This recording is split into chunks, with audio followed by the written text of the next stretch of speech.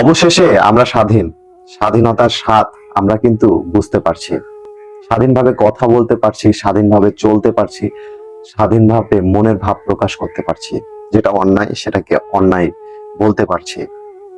কিছুদিন আগে এই বাক স্বাধীনতাটা আমাদের ছিল না। কিছু বলতে গেলে 10 বার ভাবতে হতো। আমাকেই অনেক কিছুর সম্মুখীন হতে হয়েছে শুধুমাত্র আমার ফেসবুক গ্রুপ এবং পেজের মাধ্যমে সকল আপডেট জানানোর জন্য, সকল কিছু তুলে ধরার জন্য। এই কারণে আমাকে অনেক কিছুই সহ্য করতে হয়েছে, তারপরেও আমি কিন্তু দমে যাইনি।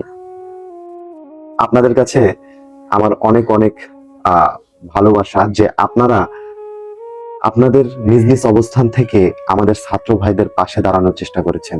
বৈষম্য বিরোধী ছাত্র আন্দোলন বিরামপুরের যে সকল ভাইয়েরা রাজপথে নেমেছে, তারা যে সকল কর্মসূচিগুলো পালন করছে, বিরামপুর শহরকে পরিষ্কার পরিচ্ছন্নতার কাজ করছে, আপনারা সকলে নিজ নিজ অবস্থান থেকে অনেকেই আমাদের পাশে দাঁড়িয়েছেন, অনেক কিছু দিয়ে সহযোগিতা করেছেন।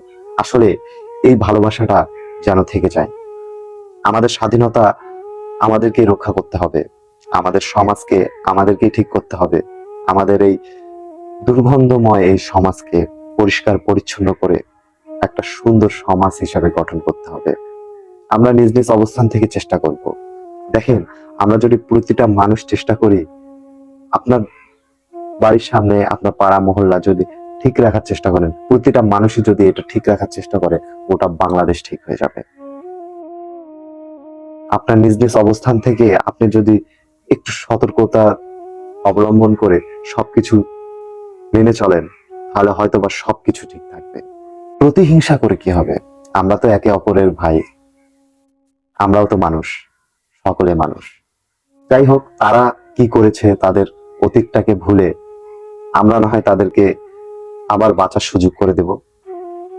আমরা চেষ্টা করব আমাদের সংখ্যালঘু যে সকল ভাই আছে তাদেরকে নিরাপত্তা দেওয়ার, নিজ নিজ অবস্থান থেকে চেষ্টা করব। কারণ জানতেই পারছেন, এখন কিছু মহল একটি প্রোপাগান্ডা সৃষ্টি করার চেষ্টা করছে, দেশের পরিস্থিতি খারাপ করার চেষ্টা করছে। তাই আমরা নিজ নিজ দায়িত্বে নিজ নিজ অবস্থান থেকে একটু চেষ্টা করব আমাদের এই ভাইদের পাশে থাকার, এবং আমরা নিজ নিজ অবস্থান থেকে সবাই একতাবদ্ধ হয়ে থাকবো, যেন একে অন্যের বিপদে আমরা সকলে পাশে থাকতে পারি।